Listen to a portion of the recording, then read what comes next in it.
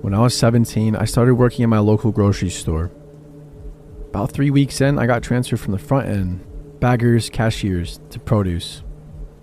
My first week in produce, I met all the people in my department and all was going well. One night on my second week in produce, I was closing alone when this girl comes in. And my back turned to her, I hear, "Oh, you're new. When did you start?" I turn around and we start to have a conversation while I put the last few things from my cart on the shelf.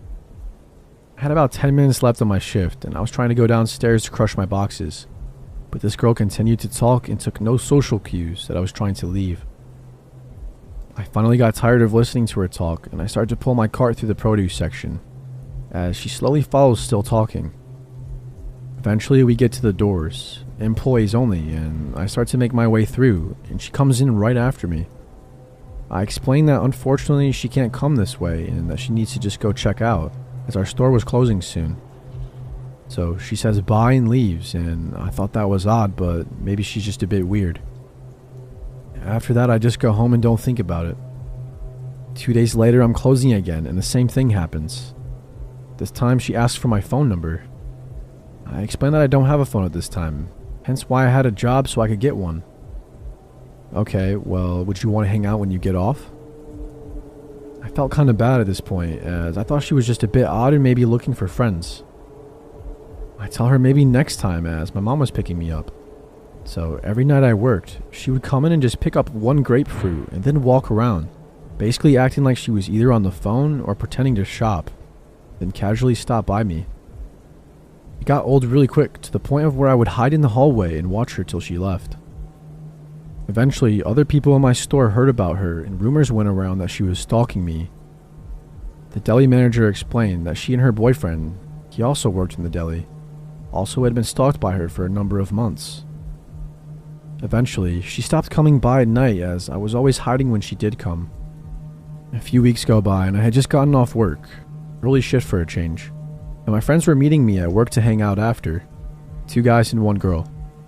So I head out to the parking lot and meet up with them when my stalker comes out of nowhere and hugs me. "I haven't seen you at work in so long." "Oh yeah, they switched my hours, so now I don't work late anymore." Well, one thing leads to another and my girlfriend starts to talk to her and basically invites her to hang out with us. She jumps on the opportunity, and so we all start walking back to my friend's house to hang in the backyard, as it was a nice summer night. The night wasn't bad, and we all just hung out, and I kind of avoided the stalker as much as possible, while my friend kept her entertained. The night came on pretty fast, and eventually it was 1 a.m., and my friend's mom came out and told us that we had to leave. Me and my 2 male friends and stalker head out, and we're waiting at the bus stop that my friend needed to catch when the stalker girl explains that she can't go home this late and that she needed to stay over. So I beg my other friend to stay with me, which he agrees to. We wait for the bus to pick up my other friend, then head to my house. Things get super weird at this point. Basically, this girl refused to sleep on the floor and only wanted to sleep in bed with me. I eventually gave up and said okay, while my friend slept on the floor. So I'm laying in bed and this girl stands up and just takes her bra and shirt off, and then pants, and gets in bed with me.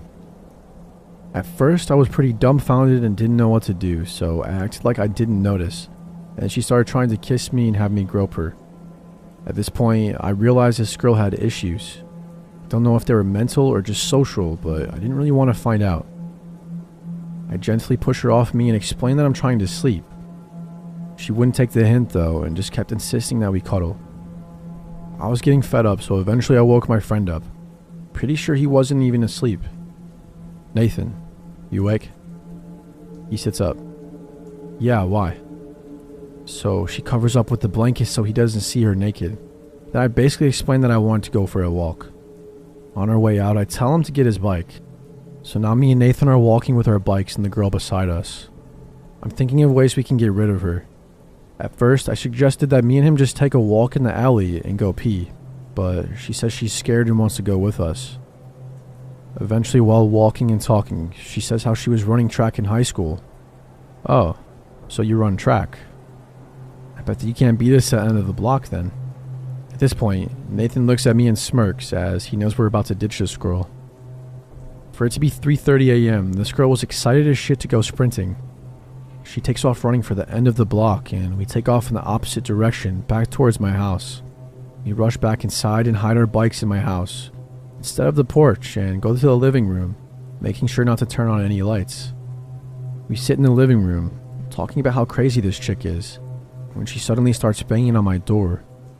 We stayed quiet for what seemed like 2 or 3 hours of her just banging on it, talking to herself and banging, then more talking to herself.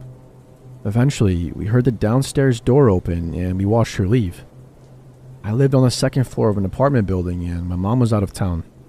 So the next few days I go to work and I don't see her, which is good. Then about a week later, she comes in and she completely ignores me. She gets her random grapefruit and pretends to shop while me and a coworker are talking. She's wearing a backpack this time and she walks right in between me and my coworker. We were maybe 6 feet apart. She then turns to walk away and her backpack touches something on my cart. She turns around and starts screaming and throws all the boxes off my cart. A bunch of naked juices and some tomatoes and a few other things I don't recall. She starts saying that I grabbed her and that she wanted to talk to a manager, and so my coworker, this older guy in his 40s, tells me to go downstairs and just get away from the situation. I head downstairs and sit in the break room, and maybe 10 minutes later I'm called up to the hallway where my store manager is talking to the girl. I see from the door that she leaves and he comes in the hallway to talk to me. So this girl says you grabbed her and shoved her and that you were swearing at her. I explain what happened to the manager, so he goes and finds my coworker, then comes back to me after talking to the coworker. My manager comes in and looks at me. You just need to sleep with her already. And then we kind of chuckle, and then he tells me don't worry about it and that she's just crazy. Eventually she left me alone, but then my girlfriend started working with me and the girl would come in to see me and her, and then go to her line to check out. Girlfriend was a cashier, and was always really rude to her. Eventually, she stopped coming around altogether, and from the looks of it, she's married to some 50-year-old man on Facebook, and she's only 24. This happened about 4 years ago, and I was 20 at the time. The first time I met with a guy who would become my grocery store stalker, he was standing outside the store, collecting money for the Salvation Army Christmas time donations. I'm a fairly friendly person, so I like to say hi to people who work at places I frequent to be nice. This guy was around my age, very tall, with a very mild resemblance to Lurch from the Addams Family. Dark circles under dark eyes, short black hair, and kind of a vacant look in his eyes. I chatted with him for maybe 2 minutes, just idle chit-chat about the weather and whatnot. Nothing particularly memorable or interesting, and then waved goodbye and I went home. But little did I know, that single moment would be the start of something that would have me genuinely afraid. About 4 or 5 months passed by and I hadn't seen him again.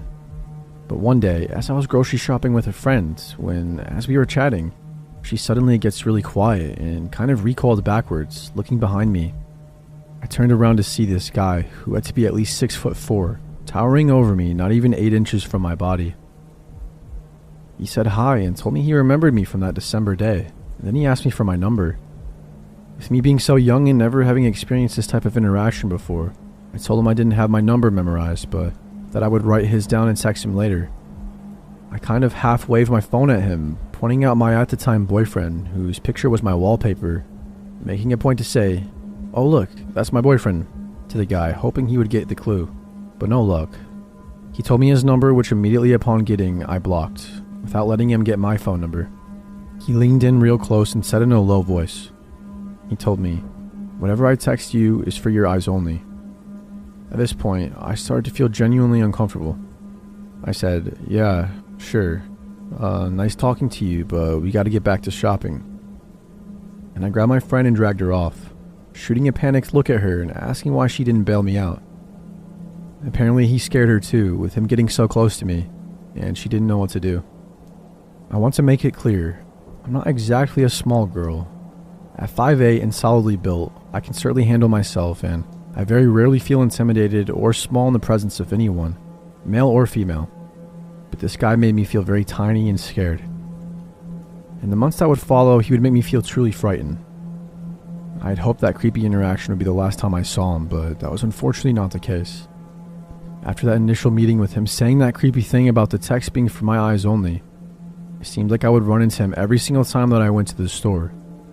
No matter what checkout lane I was in, he always seemed to appear near the end of it when I was finished shopping, and every time I was in the store, I would notice him out of the corner of my eye, watching me, no matter what area I was in. One time, I even caught him following me out to my car. At that point, I was too scared and I decided to say something to the managers. After letting them know what was going on, they assured me that they would tell him not to talk to me. After that, he wouldn't speak to me, but I would continue to see him following me around the store at a distance every time that I went up there. It got so bad, and I felt so frightened that I started to be afraid to go to this store at all, but I am one of those stubborn people who refuses to be intimidated by someone to the point to where I'll stop doing something. I had hoped that maybe it was a coincidence that he was following me. After all, it was a pretty big store, and maybe he just had things to do that just happened to be in the areas I was shopping in. So I started to pay close attention to my surroundings. Once I started really paying attention, I realized that literally every single time I was up there, I would constantly notice him in the areas of the store I was in. During my last encounter with him, I went up to the store to grab just 2 or 3 items I needed for dinner that night, and I first saw him standing outside the store when I got there, and with his back to me, I quickly ran inside, hoping he didn't see me. Unfortunately, a few minutes later, I saw him at the very back of the store, and with items in hand, I immediately made a beeline towards the front. As soon as I got near the checkout, I ducked behind one of the shelf displays and watched carefully at the front of the store to see if he would appear, and he did. I watched as he looked up and down the checkout, and when he didn't see me there, I saw him step outside. At this point, I quickly ran to the nearest open cashier and rang up my items and stuck my head out the door to look for him. I didn't see him there immediately, so I started trying to make my way back to where I was parked. I had parked a ways away near the side of the store where a bunch of other small stores and restaurants were lined up. And as I was walking towards my car, I realized I saw him standing by the entrance that I had first entered the store through. And so I ducked behind a pillar immediately, hoping he didn't see me. I watched carefully from behind the pillar, and as he scanned the parking lot, he obviously couldn't find me. After a minute or two, he started to walk out towards the direction of the parking lot, so I took that opportunity to make a run for it to my car, as soon as he was far enough away that I felt safe. As soon as I got into my car, I locked the doors, and to my horror, when I looked up, he was standing there about 15 feet from my car, the shopping cart in front of him. I knew he followed me, and he knew that I knew. I fully believe he had chased after me, and when I made it to my car, he grabbed the nearest cart to make it look like he was collecting them from the parking lot. I remember just feeling absolutely terrified at that moment. I went home and immediately told my grandfather about what happened. I began crying and shaking, and my grandpa told me to get in the car, and that we were going to settle this. He and I drove up to the store in his car, and he walked me into the store and demanded we spoke with the managers immediately, both of them. When the managers arrived at customer service, he asked me to tell them about what had been happening. My grandpa demanded that they ensure he left me alone or that he would involve the police. The managers swore up and down that they would take care of it. As far as I know, he wasn't fired immediately because my friend who first encountered him with me when this whole thing began told me that she would see him from time to time when she was there by herself, but that any time I went with her, she would never see him. I fully believe he knew whenever I was there. Only this time, instead of stalking me, he avoided me. Eventually, everyone who knew the situation stopped seeing him there, so I think he may have gotten fired or moved on from that store. Either way, I haven't had any issues since, but I've never in my life felt so afraid of another human being as I did that day, seeing him make eye contact with me in the parking lot as I locked my doors. It still creeps me out to think that he was watching me so closely every time I entered the store that he could so easily avoid or follow me whenever he wanted.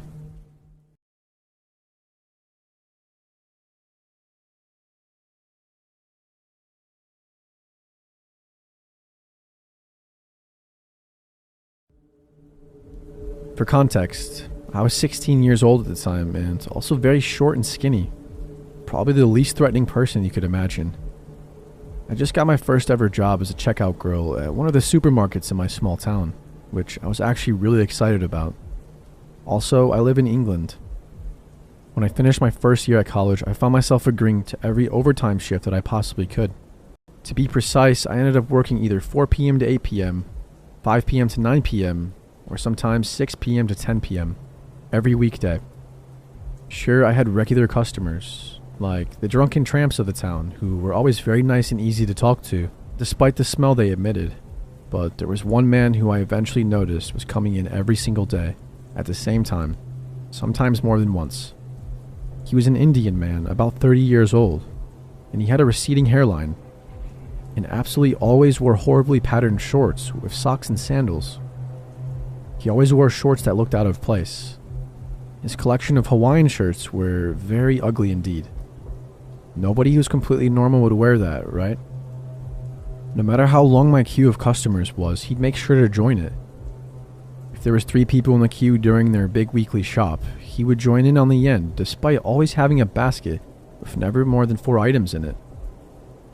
I thought nothing of it the first few times. I would always just chit-chat because that's kind of part of the job. He seemed to really like to talk to me, but then again, some elderly people came in just to talk, so I dismissed that. I realized something was up when he began asking me, every day, what time I finished that night. I would always tell him that I finished at 11 at night, by which time the supermarket was shut, just because I usually fear the worst. My fears were confirmed a month and a half or so later when he came to my aisle as usual, but this time seeming to be annoyed. He was shouting, "I waited outside for you at 11:15 every night for the last week. I didn't see you, not once. I checked both exits. You've lied to me." Creep alert much. I hate to say this, but I was scared, so I apologized and mumbled something about being allowed to leave early all the days, which he must have waited. In general, I hated upsetting people, no matter how creepy or weird, but I've learned my lesson now. On another occasion, he asked me for my number, to which I told him I didn't have one. He seemed frustrated and replied, "Come on, you must have some way I can contact you. What about a landline?" To which I ever so sneakily gave him the supermarket I worked for's number. After these incidents reoccurring for about 2 months, I told my supervisors, who kindly would look out for him, and upon seeing him join my till, they would come and take over and let me briefly run away. I didn't want to tell anyone at first because I was new to the job and I was reluctant to cause a scene. One of the supervisors told me he handed in a bunch of flowers for me at the customer service desk on a few occasions. Another one of my supervisors informed me that he would often come in on the rare occasion that I wasn't working and look around for me, and perhaps ask someone if I was working. And when he would hear that I wasn't working, he would leave without buying anything. Sometimes I'd see him in the supermarket after that, but he would never talk to me, because I would run and hide somewhere in the store. I stopped doing so much overtime shortly after anyway, as I returned to college after the summer to study a new course. It didn't all end there though. There's only one way to walk into town from my house, which I frequent a lot. There also used to be a small shop I'd walk past on the way, which seemed to sell bags, suitcases, and phone cases that were all generally rather tacky and ugly. I'd never been in this shop. I'd just seen the window displays. And this is important later. I'd always walk home with headphones in, which I now understand is a big mistake. One day I was shuffling home from a day at college, on a rare hot day in England with no headphones in. I could hear someone walking behind me, but out of not wanting to look rude, I held my phone up in front of me like a mirror to see who it was. So sneaky. Anyway, it was my old friend from the checkout, staring straight at me. I don't think he knew that I knew he was behind me yet, though. Despite being 5 minutes from my house, I didn't want to run home and have him know where I lived. Instead, I thought the best idea would be to walk quickly and hide. So that's what I did.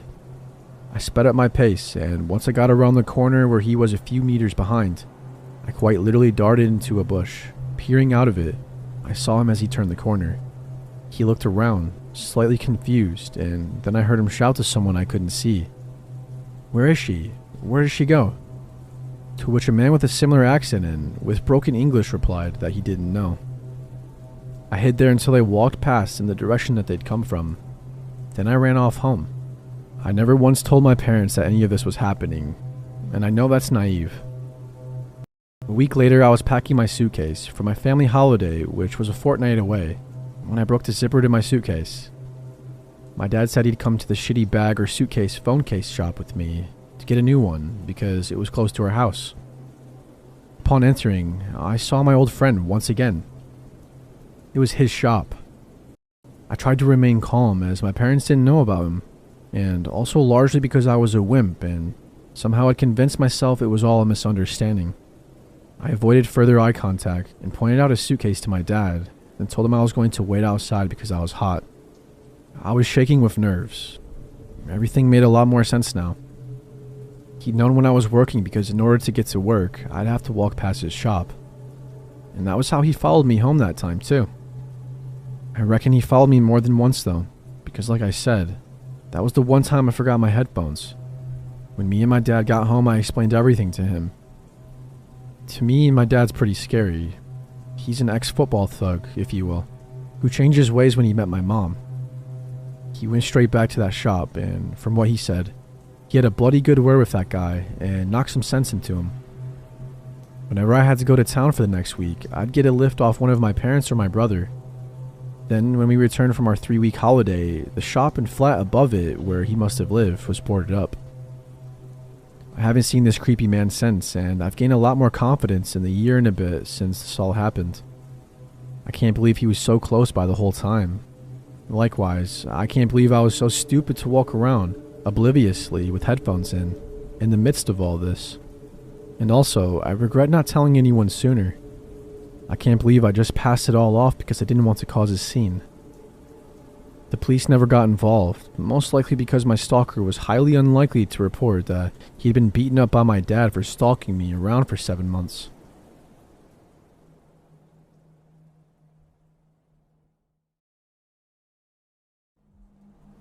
I went to university in a really small town, less than 5,000 people. The majority of the population is made up of students, but of course there are also locals. I never had any problem with the locals before, but they could be a tad strange. So anyways, about 7 months ago, I was at the grocery store around 6 p.m. buying food for dinner.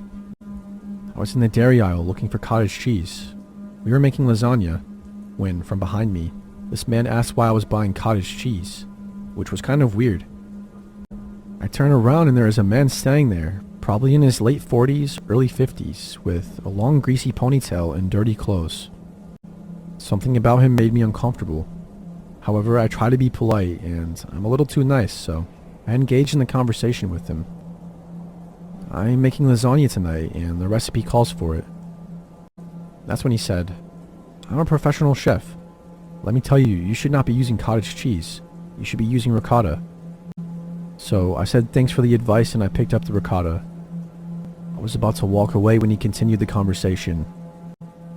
He was going on about these really weird things, like how he used to have a white tiger as a pet, and how he makes homemade hot sauce out of his home. At this point, I'd probably been standing there listening to him for 20 minutes. Do you like hot sauce? He asked. Yeah, sure, sometimes. Well, then you should come to my place and make some with me. I just live up the mountain. No thank you, it's okay. The man starts getting really pushy and trying to persuade me to go to his house. Finally, this woman who was overhearing our weird conversation and could see I was getting very unnerved said it was time for him to be on his way. He then proceeds to give me his business card, which I may add was clearly homemade on regular printer paper and cut with scissors. He tells me to call him whenever I want to make hot sauce or have a drink. He went to the cash register to pay for his stuff, and I watched to make sure he left before going to pay for my things. When I walked out of the grocery store, he was standing outside waiting for me. Now, I'm really freaked out, and I have a good 15-minute walk ahead of me. He asked me how I was getting home, and I didn't want to say I was walking, so I told him I was going to catch a cab. Oh, we'll share a cab, he said. No. Just share a cab with me, he said. He was starting to get angry, so I flagged down a cab and I jumped in. He tries to get in the back, but I tell the cab driver that I don't know this man. I don't want him sharing a cab with me, so he tells him to get lost. As we are driving away, I can hear him yell, "You dumb bitch." I'm pretty shaken up at this point. The driver drops me off at my house, and when I get out, I see a car with the creepy man from the grocery store in it, parked 2 houses down. He not only followed me to my house, but also had a car of his own. There was no reason for him to want to take a taxi with me. Now I was super scared and I hurried inside.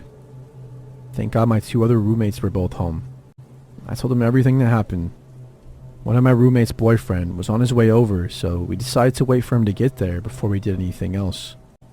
But he just stayed there in his car, watching our house for a good 15 minutes. When he saw my friend's boyfriend show up, he drove away and I never saw him since. I then remembered that he gave me his business card and I wanted to look him up online. First of all, the business card was for some photoshopping company, not a chef. I typed the name and business into Google and nothing came up. His name did not exist and the company didn't exist. I reported this incident to the police, but they said there was not much they could do since he technically didn't do anything. I'm not sure if this is related or not, but I have a gut feeling it was. Less than a week later, my roommates had class at 8:30 a.m. and I was still sleeping since I didn't have class until noon. I guess whoever last left forgot to lock the door. About an hour after they left, I woke up to the front door being closed, thinking it was just one of my roommates. I thought the door would have been locked, so whoever it was would have needed a key. I just stayed in bed. I heard someone go into my roommate's room right next to mine, and thinking it was her. But then a few moments later, I hear someone try my door. I lock it when I sleep at night, but I was so tired I didn't want to get up and open it, so I just pretended to be asleep. Well, thank God for that, because none of my roommates were actually home, and it was actually an intruder. I heard whoever it was leave through the back door, which I thought was weird, so I got up and got dressed, and when I went out, no one was there. But it turns out, whoever it was stole my roommate's laptop and a picture that we had in our living room of us 4 girls, which is extremely creepy. I reported all this to the police, but we never really heard anything back from it. I had lots of trouble sleeping and feeling safe in my own house after this incident. To this day, this experience creeps me out, and I do not want to imagine what would have happened if I opened my bedroom door to whoever was knocking. I remember when I was 5, I had a close relative, Uncle Sam. He was always nice to me, until I turned 10. After that, he began to behave weirdly whenever we were left alone. He became very touchy, and often gave me uncomfortable compliments. One day, my parents were out for a dinner party, and I was home alone. Around 8, I was sleeping on my bed when I got a call from Uncle Sam. I picked it up thinking he needed to say something urgent, but he was again being weird. He asked me what I was wearing and kept breathing heavily during the entire conversation. I asked if he was all right, to which he said he's just sad that I don't spend enough time with him like I used to. I was so naive that I let him gaslight me and even felt guilty for not being nice to him. I apologized to him. He told me that he would like to pick me up from school tomorrow and take me out for ice cream. He gave me a goodnight kiss on the phone, and I went to sleep thinking that I'd somehow misunderstood my uncle. The next day at school, I waited at the front gate when Uncle Sam came to pick me up. My class teacher, Miss Susie, saw me standing on the sidewalk, so she asked me why I was waiting there. I told her that my uncle was taking me for ice cream. Seeing me wait alone, Miss Susie decided to keep me company until Uncle Sam came. 5 minutes later, I pointed to the blue van that my uncle drove and asked Miss Susie if she would like a lift, as her house was in the same direction. But when Uncle Sam saw me with Miss Susie, he surely didn't like it. He didn't even greet her properly when she got into his car with me. Miss Susie sensed the tension, so when her stop came, she lied to Uncle Sam saying there had been an issue she wanted to discuss with my parents, so it'd be nice if he dropped her at my house. Uncle Sam's face changed color as soon as my teacher asked to meet my parents. He told me he'd take me for ice cream some other day and dropped both of us at our home. When we went home, Miss Susie took my parents to a different room, and they had a long talk that lingered for almost half an hour, and then she left. My parents sat me down afterwards and started asking me various questions about Uncle Sam, like how he behaved around me, whose idea it was to go for ice cream after school, etc., etc. I could sense a lurking tension on my parents' faces, so I told them the truth. I told them how I misunderstood Uncle Sam at the beginning, when he was being weird, but later on, he promised that it was just his unconditional love towards me. I saw tears in my mother's eyes and rage in my father's face. He called Uncle Sam and threatened to destroy him if he ever came near me. A few weeks later, he moved to another city to live close to my grandparents. When I turned 14 years old, I went to a reunion party held by one of my aunts. All of my relatives were invited there as well. I was enjoying myself with my cousins when I heard my mom asking my aunt about Uncle Sam. I too realized that even though everyone was there, Uncle Sam was nowhere to be seen. What felt even more weird was that my aunt took my mom aside to talk about Uncle Sam, as if mentioning his name was like breaking the most important rule. This got me more curious about finding out what happened to Uncle Sam. Once the party was over, I was sent to sleep with my cousin's sister Ruthie, who was 2 years older than me. We were casually chatting, lying on the bed, talking about boys, when I asked Ruthie, "Hey, how's Uncle Sam? I didn't see him at the party." Ruthie's face turned pale, like she had seen a ghost. She hesitated for a moment, then said, "Uncle Sam was arrested last month." I yelled, "What? Why?" My dad said he behaved very badly with a 12-year-old. Her parents called the cops on him, and he was sent to prison. The girl is now under therapy over some serious trauma. God, I couldn't believe it when I heard this. Who knew Uncle Sam could do something like this? Something inside me snapped, and all my innocence died that moment. I realized what Uncle Sam had in mind for me. I realized how my teacher saved me that day by warning my parents about this sick Sam. If Miss Susie didn't care to intervene, that unfortunate 12-year-old could have been me. This incident happened during one winter break back in the early 2000s. So my buddy and I had just finished working out at our local gym. We lived in a fairly small community in Canada, and there weren't that many gyms around. After finishing up our workout and leaving the gym, my buddy, who we'll call Jim for the story, suggested that we go out for a rip in his truck on some of the back roads of a nearby mountain. On the way to this extremely steep-hilled area, we were having a great time, blasting music and making jokes. However, the closer we got to our destination, the snow started to get thicker. The further we went down the back roads, the more and more trees appeared. This changed eventually, and we reached a clearing in the middle of the back roads. Eventually, there came a point where the truck couldn't go further as the roads were blocked with heavy snowfall. At this point, our only option was to head back, but as we turned, the truck made a wrenching noise and tilted to the left, getting stuck into a snow pit. We checked Jimmy's truck to see if there was anything we could do to dig out part of the snow to help make it easier for us to exit. But unfortunately, we forgot to put a shovel in the back of his truck. I offered to run to a nearby town to get help. After running for a few minutes, I understood what I was doing could potentially be a bad idea, because the snow was extremely deep on the section of the back roads, and I only had my phone's flashlight to make out my way. In addition to that, we were in a super remote area, meaning if anything happened to me, like if I slipped and got hurt, it's extremely likely that nobody would know for a while. Hence, I decided to carefully walk back to the truck. When I met Jimmy back at the truck, the sun was gone and a thick fog sunk into the clearing we were in, making the lack of visibility another stressful element of the experience.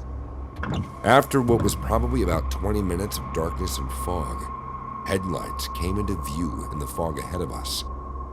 A man stepped out of the truck that came through the fog and walked over to our truck. The man lightly tapped his fingers against Jimmy's window, signaling for him to lower the window. Jimmy lowered the window slightly. "Are you in trouble?" he asked. We explained the situation to him exactly. The man agreed to help us. We also told him that his truck was the only one we had seen since we started driving back on the road. The man explained that he lived in a small cabin just up the road and wanted to go out and drive around with his truck on this particular night. The man then turned around and walked back to his truck and pulled out a chainsaw. He then proceeded to walk back towards our truck.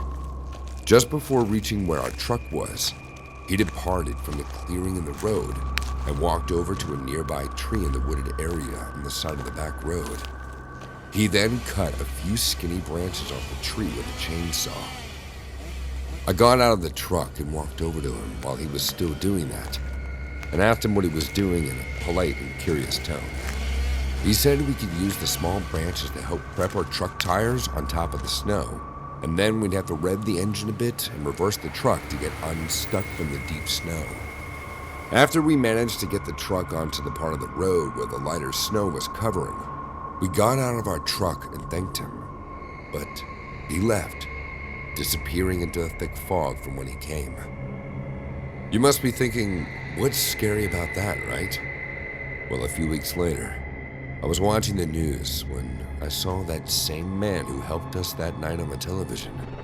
He was charged with the murder of 5 women who he picked up as hitchhikers from the highway. He would take those women into his uphill cabin and do unthinkable torture, using the same chainsaw he cut those branches with to prep the tires. I remember seeing rust on the chainsaw, which now I feel wasn't rust at all. The man smiled when the reporter asked him why he did it and what he did. His eyes didn't even blink. He just kept smiling until the news channel shifted to a different news story. It scares me to think that the one who saved us brought hell to others. My name is Aisha, and I wanted to share a certain memory that still haunts me to this day. So this incident happened 7 years ago when I was 16 years old. I come from a big family. I have 2 brothers and 5 sisters. I shared a room with one of my sisters, Ray. As sisters, especially with only a little over a year between us, we would fight a lot. And there's one thing we both do that guarantees to piss the other off. We take turns in locking the room and taking the key for that day. So whoever has the key that day rises to the power of commanding the room. Might be weird, but it's normal among sisters. This one night, most of us were scattered around the house, doing our own things, when Ray and I got into an argument over something silly. I called Ray a witch and stormed off to my room, and she replied with an F-bomb, which wasn't anything new in our lives. After our fight, I went to cool down in the kitchen. I just wanted to eat something.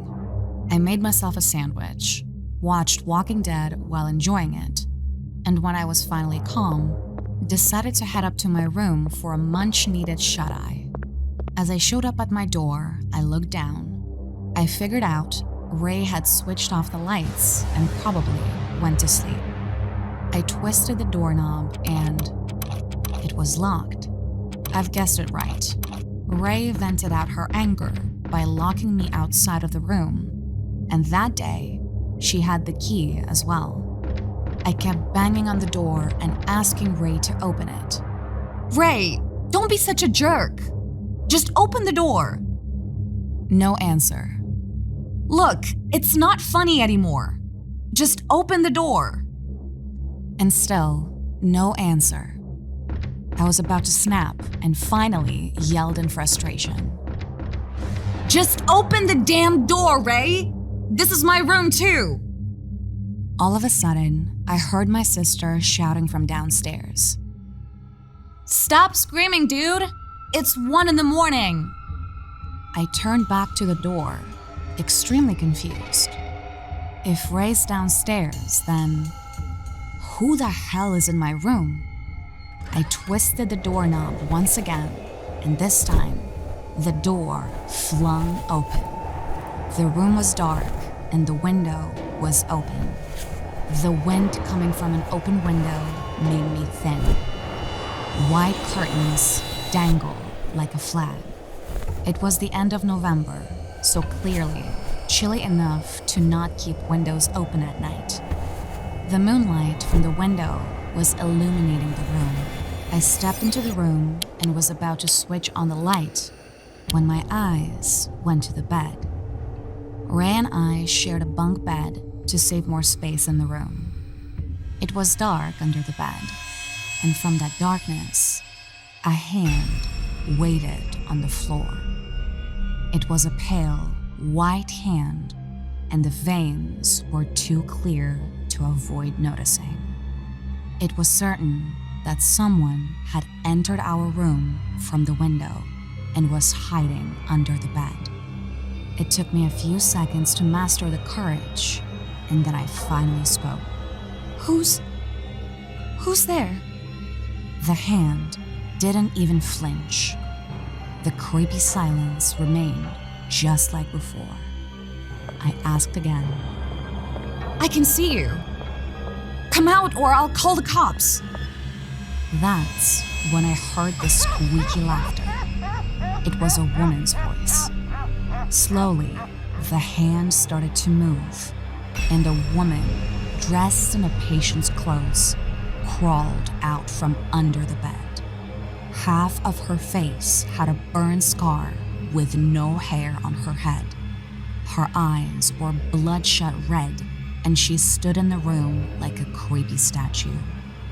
She started tilting her from one side to the other while humming some nursery rhyme. I didn't waste any time. I made a run for my life. I sent panic through the house by screaming and hyperventilating. I was feeling a lot of things at once. My whole family surrounded me to see what was wrong, and as I told them what happened, most of them didn't believe me. But then my dad grabbed a baseball bat, and we all went back to check. The room was empty. The woman was gone. But once the light was switched back, we saw muddy footprints leading from the window to the bed. My dad looked down from the window, and he saw a silhouette of a person climbing down the pipe, then vanishing into the darkness of the street. Today, when I think of that woman, I suspect she was some runaway patient from a mental institution or just some crazy psycho who decided to hide under our bed with some ominous intentions. My family had a cabin deep in the mountains that we enjoyed traveling to every summer. It was surrounded by dense forests that made you feel like you were escaping reality.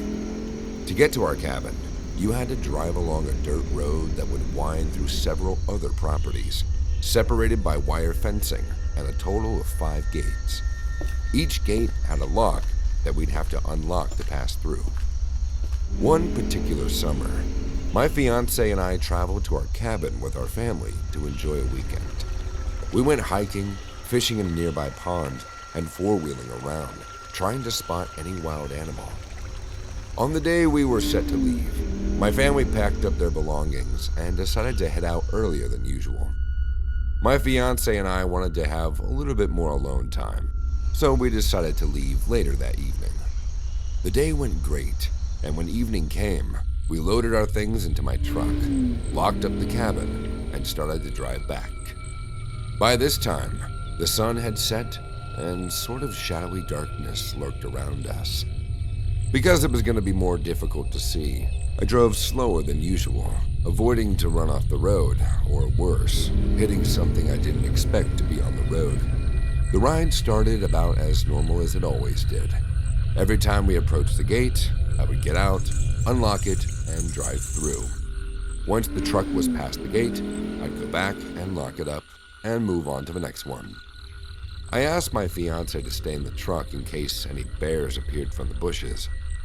So far, so good, but as I made it to the fourth gate, things changed. This gate was located in a fairly large clearing, making it easier to see the landscape reflected in the moonlight.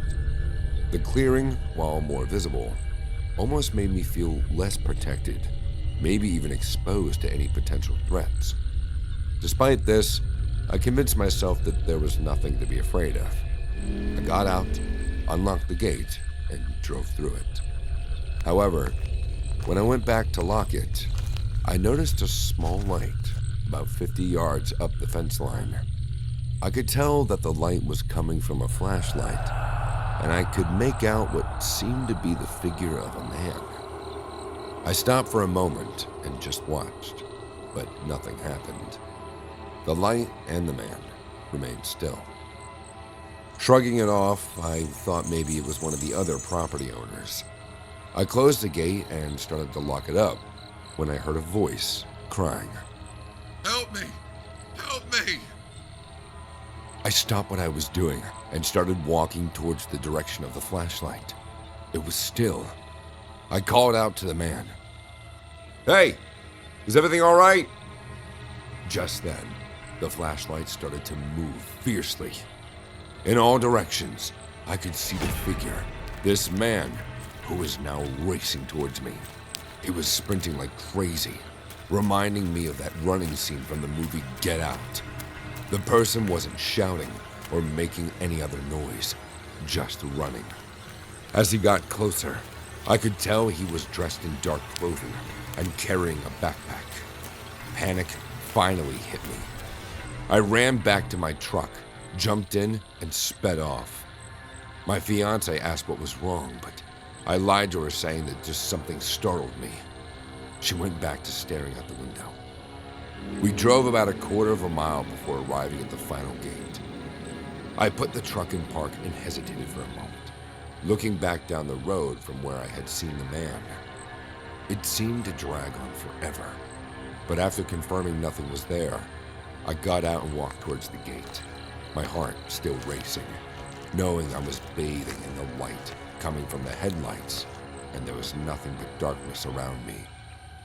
I felt the same feeling of exposure again, but convinced myself that there was nothing to be afraid of.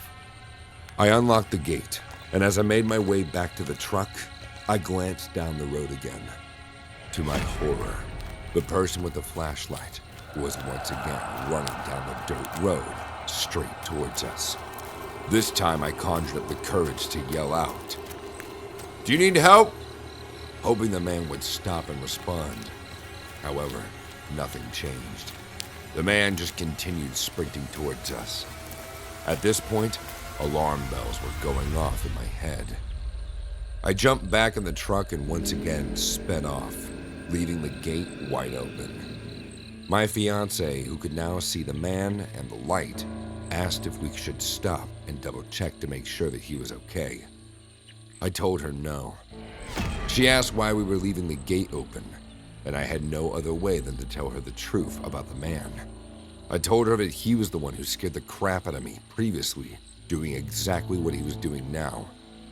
Her face went white, and it was clear that she understood that this man was following us. I raced down the road, periodically glancing in the rearview mirror. Slowly, the chasing freak with the flashlight began to fade, and we were surrounded by darkness once again.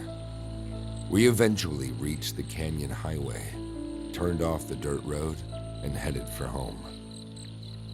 When we arrived later that night, I called my dad and told him what happened. He said that he had never seen anyone out that late before, especially like that. My dad then spoke to my uncle, who was heading up the next day, and asked him to keep an eye out for anything suspicious, but he didn't see or find anything. To this day, I have no idea or what his intentions were, but I'm glad we didn't stick around to find out. I arrived at my last stop before my final destination on the following day, It was late and I was extremely exhausted from a long few days of driving, so I got my small backpack out and got inside my Airbnb for the night. It was some random house off the main road that just happened to be on my route. I didn't do too much looking into it because it was just for a night, so really all I needed was a bed to sleep in for 8 hours.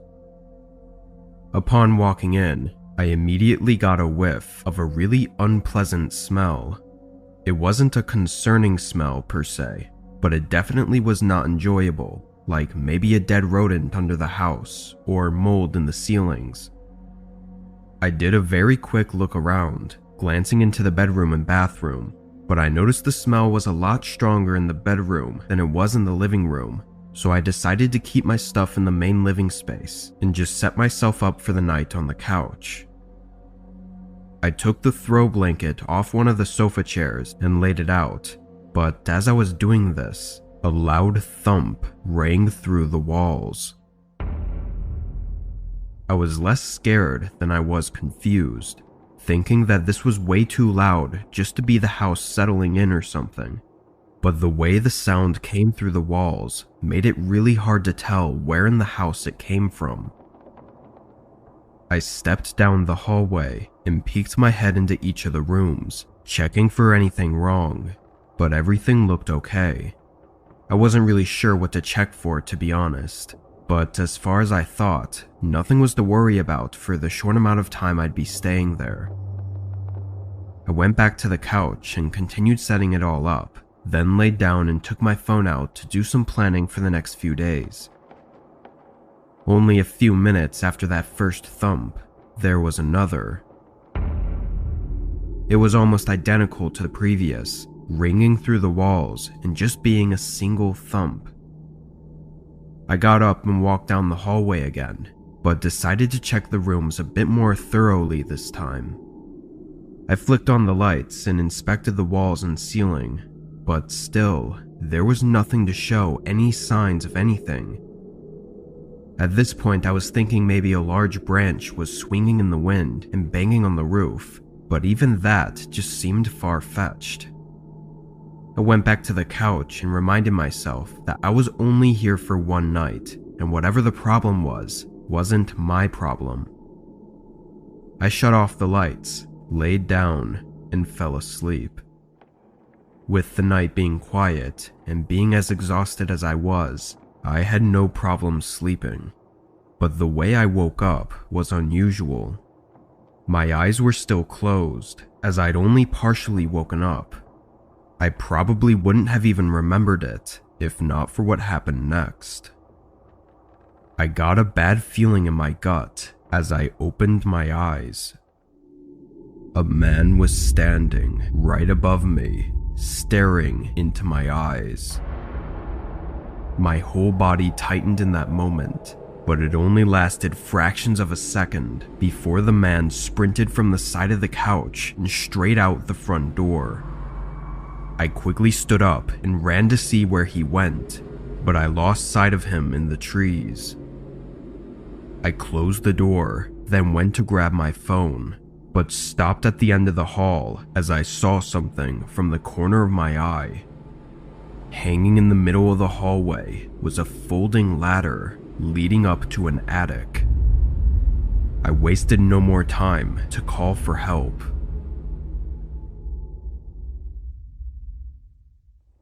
As you could guess, the man had been up in the attic that night, but there wasn't much up there to show he'd been around for more than a day or two.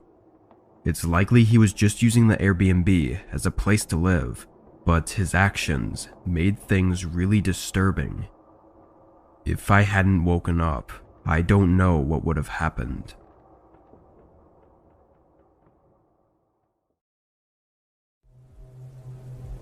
I'm a girl. My mom was a horrible addict, and she barely took care of me as a kid. At the time of this incident, I was around 7, so my awareness and understanding of things happening may not totally make much sense. This happened in the 90s.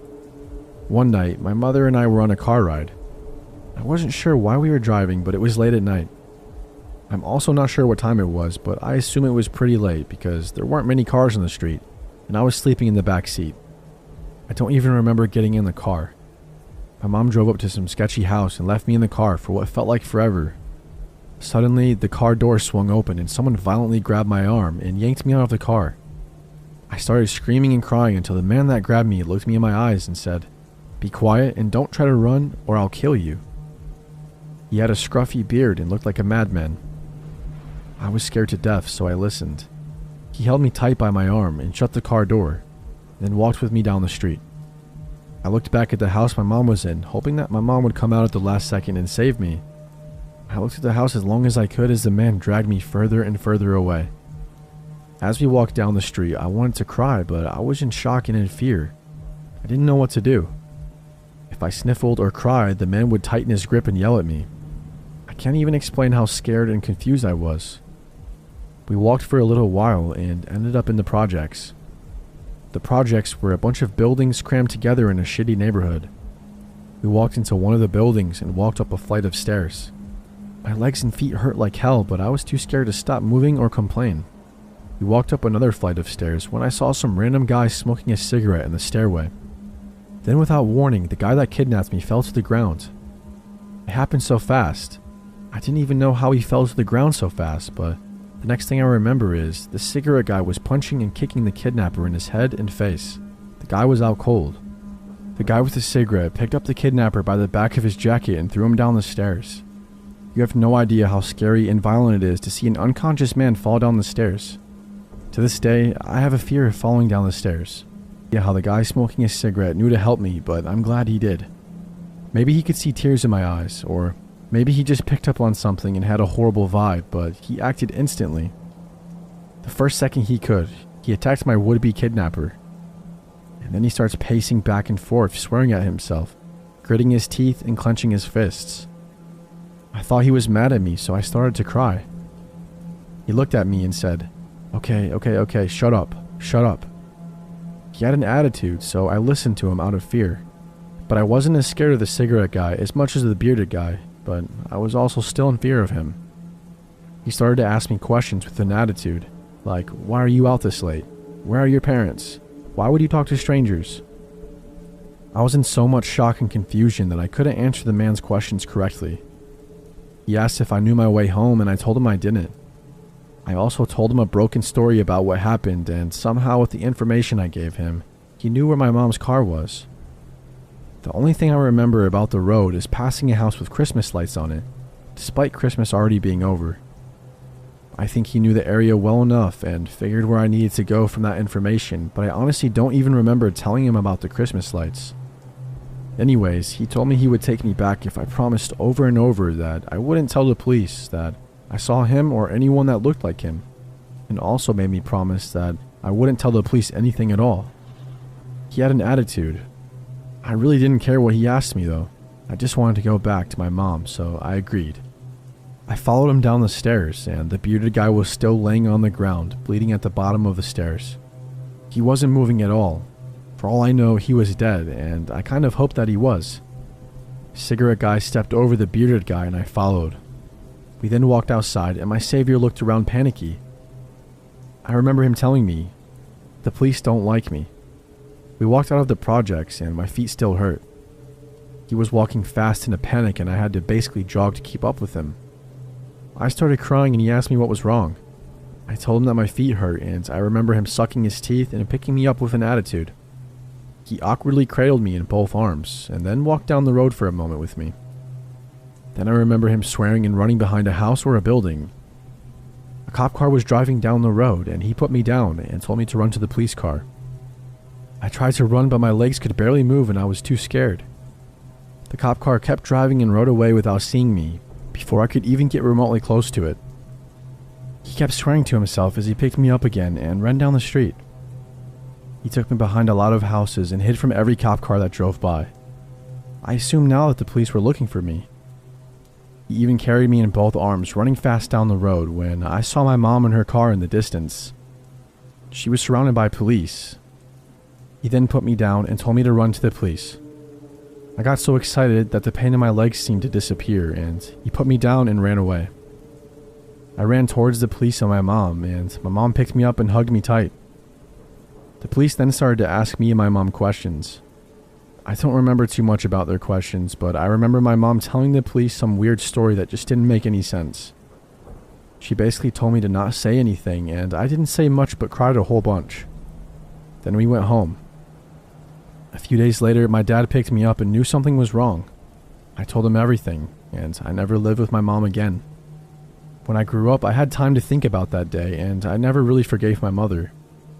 Not too long ago, I asked my dad what he remembers about the situation, and he told me what he thinks happened, from what I explained to him from years ago.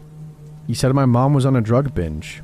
I got kidnapped, and someone saved me, but the person that saved me had warrants and wasn't really mad at me. He was just frustrated with the situation that he had to deal with. Understandably, imagine being a criminal on the run, and now you've got a kidnapped girl with you, and you just beat a guy up half to death. If he would have gotten caught with me, he could be in jail for my kidnapping. With my mom lying and me being in shock and confused, I wouldn't be able to tell them that the man helped me, because while it was all happening, I didn't even notice he was helping me. But to the man that saved me, thank you. This happened back when I was probably about 10 years old. I remembered that the school that I went to was pretty large, and I had a lot of friends there. One day, though, we went on a field trip to the city to watch some dance thing. It was in a large theater, and there was a dance performance on the stage. Our school was taking several classes there, and probably over 100 kids. I rode one of the buses with my class to the city, and then we were all dropped off. We went inside the theater, which had a very old and nice-looking lobby. Then we went into the auditorium, and our teachers told us where we were all supposed to sit. I sat next to my best friend Jake, and we were on the first level in the far back row and on the end. Pretty soon, the dance stuff started. We watched it for what felt like a really long time. I'm not sure exactly how long it was, maybe an hour. Soon though, Jake and I got kind of bored. In fact, I was trying to keep myself from falling asleep. I guess I just wasn't a huge fan of the ballet. Jake suggested that we could just get up and walk around for a bit. This seemed like a good idea to me because of where we were sitting. We were really close to the door and wouldn't disturb anybody by getting up. In fact, most people probably wouldn't even notice. So Jake and I got up and left the auditorium to go back into the lobby area. It was empty now, and we walked out of the lobby down a hallway. This had bathrooms and some benches and stuff. We walked through there, and then there was a staircase going up. We were curious, so we went up the stairs. They led to the second level, which was basically another lobby. That would go to the seats in the upper deck. We explored a little bit more, and there were some other cool rooms. There was a small area that had lots of pictures of performances that had taken place in the theater. There were also other hallways and rooms as well. A few people were around, but not very many. It was more interesting for us to walk around and explore than it was to watch the ballet. As we were walking around, I remember noticing this woman on the second floor. I just remember that she had shorter blonde hair and was wearing a winter hat. As we were walking around, she seemed to follow us. At first, I thought maybe she worked for the theater and we weren't supposed to be walking around over there. I knew that she didn't work for our school. Jake and I decided after a while to go back down to the first floor. When we did, the woman walked a ways behind us, and she went down to the first floor as well. But she never approached us to say anything. I remember that Jake went to use the bathroom on the first floor, and I stood around the lobby waiting. The woman was just kind of standing around in the corner and looking towards me. I didn't want to ask her what she was doing, but it seemed kind of strange. After Jake got out of the bathroom, he came over to me and sat down on a bench in the lobby. That way we could talk and didn't have to be quiet. I noticed that the woman sat down in the corner of the room and was just kind of looking around. Jake and I talked to each other for probably an hour or so, and then figured that we should get back to the performance. When we got up, the woman was still sitting there in the corner. Now, at this point, I was still assuming that she worked for the theater in some way, and she maybe thought that Jake and I were up to no good. I did think that it was weird though. We went back to our seats, and I don't think anybody even noticed that we were gone for so long. We watched the rest of the performance, which went for about 2 or 3 more hours. When we got up and left with everybody else, the lobby soon became very crowded. We each had to meet with our classes and take attendance before leaving. When we were out in the lobby, I noticed the woman looking at me from a distance. I thought that this was really weird. Soon we left the theater and boarded our bus, which was parked out front. There were maybe 5 buses in total, all parallel parked on the side of the street. After getting on the bus, we didn't leave for at least another 10 minutes. Of course, the teachers had to make sure that everybody was there and stuff over and over again. At first, right after getting to my seat on the bus, I saw the woman walking now outside. I figured that was that and I wouldn't see her again. But then when we were about to leave, I saw a car pull onto the street behind the buses. I noticed that the same woman was driving this car. Now I found this really odd. Soon after, we left. Our bus was the last one in line, and I was sitting in the second to last row. I noticed that this woman was driving behind us the entire way back to school. I thought that it was so strange. I kept looking back time and time again during the bus ride, and she was always behind us. When we finally made it back to school, she did not turn into the parking lot, but kept going. I went back into school, and when the school day was over, my mom picked me up. I didn't notice the woman after that. After that day, I never saw her again. I'm still really confused by who she was and what she was doing. This happened back when I was a kid. I think I was like 8 years old. So some of the details are fuzzy, but I remember the basics of what happened. I was in school, and my 3rd grade class was taking a field trip to the zoo. It was getting towards the end of the school year, and the weather was finally warm. I remember that everybody was really excited for the field trip. We left the school and rode the bus to the zoo. After we got there, I just remember that we started looking at all the animals. The zoo was pretty large and had several different areas. We got to split up and go into different groups that would be in certain spots. Then, after a while, the groups would move on to a different location. So it wasn't like we were taking a tour and we could wander around a little bit, but we also were supposed to stay within the area, so we couldn't wander around the entire zoo. At least that's what my memory of it was. So as we were walking around and stuff, I remember being near the giraffes and looking at them for a while. Then we went into a building where they had lots of fish and reptiles.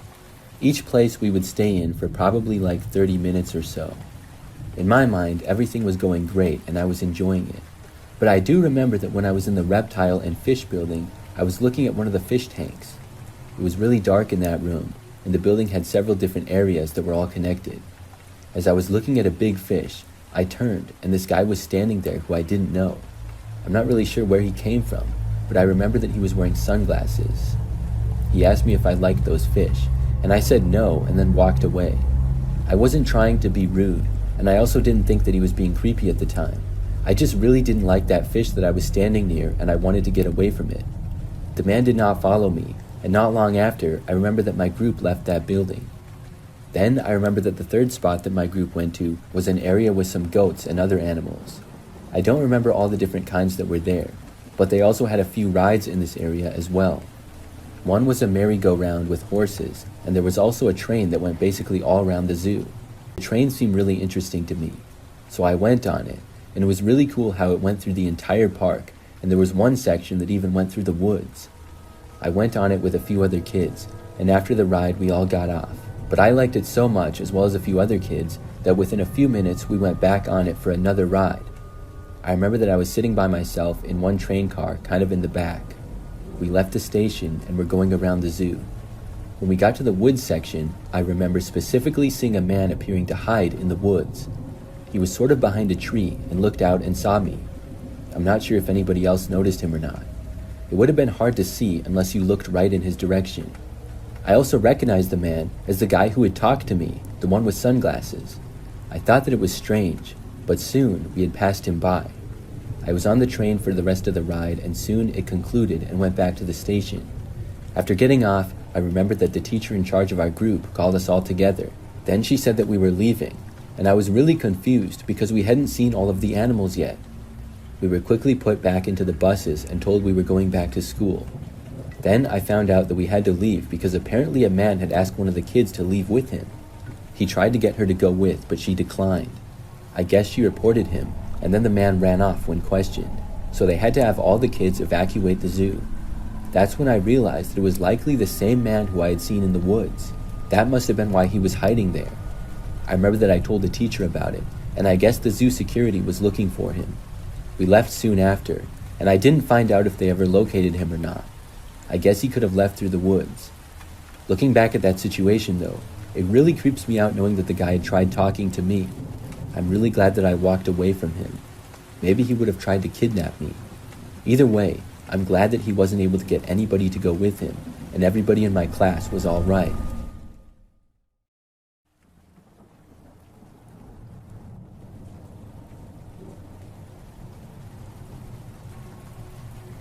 This happened during my sophomore year in high school. I remember that I took an elective class that was called Outdoor Activities. It was an easy and fun gym class where we went outside and did stuff. We had a different subject every week, and they all revolved around the outdoors. One week we learned how to fish, and another we played tennis. For this week in particular, we were going hiking. I remember that we hiked on a path near school grounds earlier in the week. Then, later in the week, we took a field trip to a state park that was nearby. The park was pretty large, with many different trails on it. Our teacher, Mr. Salieri, was leading the way for the rest of us. The class was not that big, and had maybe between 15 and 20 people in it. So on the day of the field trip, we all boarded a school bus and took the maybe 20-minute ride there. The class period was going to go longer than usual, and we would be able to skip the first part of our next class. That's something that I was not mad about, as my next class period was math. So after we got to the park, we all got off and I saw what the place looked like. There was a lake there and a spot for picnics and stuff. Then there was a bunch of paths and a huge wooded area. Mr. Salieri started down one of the paths into the woods. He walked pretty fast and made it clear to us that we were there to hike and not to mess around. So we started walking, and I was walking with one of my good friends, Marcus, who also happened to be in the class. Marcus and I were walking at the very end of the line.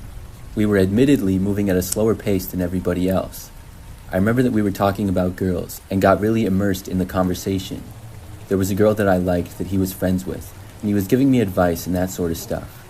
We were not really paying attention to the rest of the class very well. The path we were on was surrounded by woods and had a lot of twists and turns. Because of this, it didn't take long for us to not be able to even see the other people in front of us. We didn't really care though, and knew that we could catch back up at any time. As we continued our conversation, at some point, I remember we suddenly heard a noise to the left. It was the sound of twigs breaking and some leaves moving. Something was moving in the woods on the left side. We both automatically assumed that it was an animal at first, but it would have been a large one. I remember Marcus saying, "Did you hear that?" We guessed that it was probably a deer. We paused our conversation and started to look. You couldn't really see anything that far in the woods though. It was really dense. I sort of saw some branches and leaves moving, but couldn't tell what had caused it. We were curious, so we decided to take a couple of steps into the woods. I remember that I sort of made my own path by just stepping through the dense brush. After a few steps into the woods, I could see a little bit better. We kept walking closer and made it in over 10 feet probably. Then I saw some sudden movement up ahead in the woods. I realized that there was a man there. It was not an animal after all. But what was a guy doing right here in the middle of the woods? He was wearing a brown jacket, and I could see that he had a messy beard and longer messy hair. He seemed to turn and look at us. That's when we decided to go back to the path. Neither of us said anything and started making our way back in the direction that we had come from. I was a little bit creeped out by seeing a guy just standing in the middle of the dense woods off the path. After we made it back, we continued to walk in the direction that our class had gone. By now, though, they were way ahead of us. We were not walking for that long, though, before we heard more movement in the woods, but closer. It seemed as though the man in the woods was now making his way to the path that we were on. We ignored it and just kept walking. We started to continue our conversation, but then noticed that the man was actually on the path now, and he also seemed to be walking behind us the same way that we were going. He was maybe 40 or 50 feet behind. I glanced back and saw him just walking after us. It was a little weird, so Marcus and I decided to walk a little bit faster. We actually wanted to catch up with the rest of the group now. After a couple of minutes of walking at a fast pace, we could still hear the man. I looked back and he was now walking fast behind us at about the same pace that we were going, and he was probably around the same distance back. We were so far behind the class that we still couldn't even hear the rest of them. But then we came up to a place where the path went 3 ways, left, right, and straight. We had no idea where everybody else went, so we chose to go to the left. After walking down that way a little, we realized that the man had gone that way as well with us. At this point, Marcus and I decided to start jogging. We both played sports and were athletic guys. We would be able to run for a while. There was no way that this guy following us from the woods was going to run too. But we were wrong. He actually started to jog after us. Now there was no question that he was chasing us for some reason. Marcus and I went faster, desperately trying to get away from this guy. The more that we ran, the more that we realized that we had gone the wrong way though. We would have almost certainly caught up to the group by now if they had gone in this direction. But we couldn't go back, or else we would run into the man that was chasing us. We just kept running, and then decided to go off the path. There was an area where the woods wasn't as thick. Marcus and I both cut off the path and then entered the woods. We continued to run, sprinting through the forest and getting hit by various tree branches. The man ran after us, also leaving the path and entering the woods again. After we ran through the woods for what felt like a long time, we saw another path. We ran to the path and then started jogging down that as well. The man was still behind us. We jogged on that path for only about a minute before leaving and going off of it and into the woods again. We really had no plan and were just winging it. After running through the woods for a while longer, by some miracle, we made it to this opening with another picnic area. There were some tables, another parking lot, and actually people around. We were so glad to see them and emerged from the woods and walked towards them.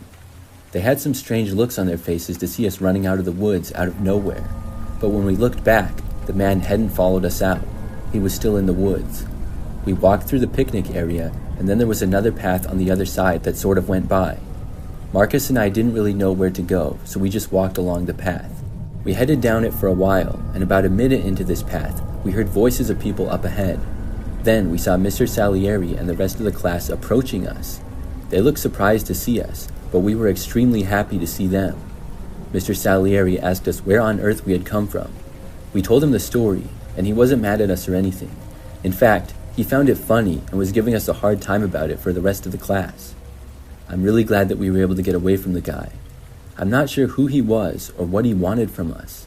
Maybe he was mad that we disturbed him while he was walking in the woods. I really don't know, but I think it's so crazy that he was literally running after us. That was my most memorable field trip.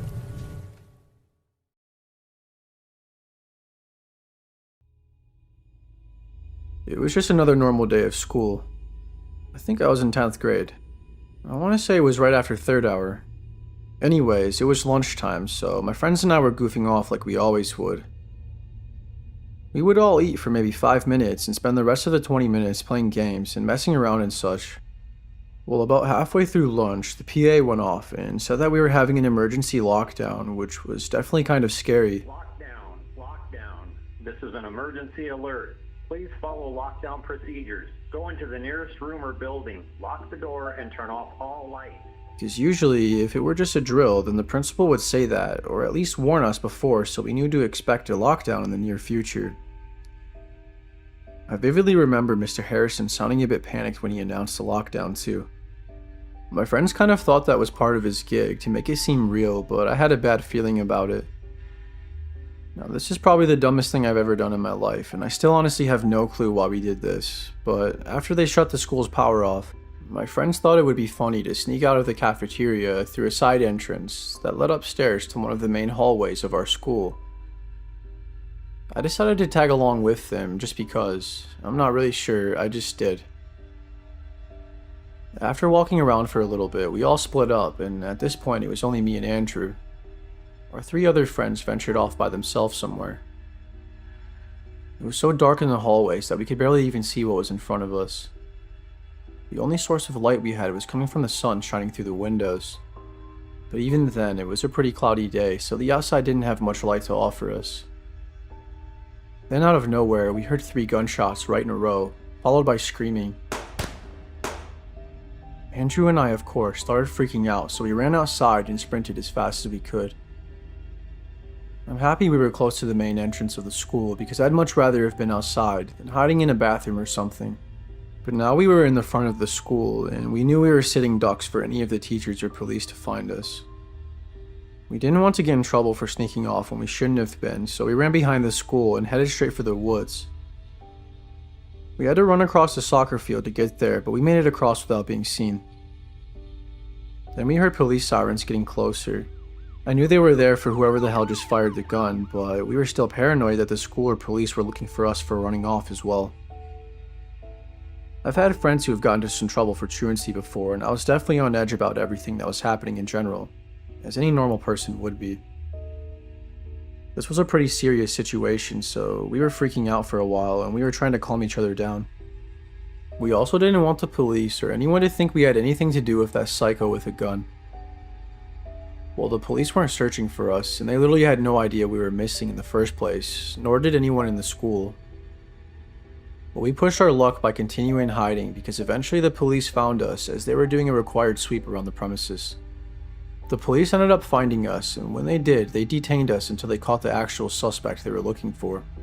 Apparently, the kid who let off the gunshots was someone who went to a whole different school, and he was only a year younger than me. Nobody got hurt, thankfully, but the kid said he was coming to kill some girl specifically, but he failed. Something weird I want to add real quick is how eerily similar me and this kid look. We are both the same height, same color hair, and hairstyle, and we were dressed very similar that day. The police quickly figured out I had nothing to do with it though after we explained everything. I learned my lesson that day for sure. This took place on my very last day of high school. I was on my senior year, so after I got through today, it would be the very end of high school for me. Of course I was super excited, and I felt a huge amount of relief, but there was also a sadness in the air for me that day.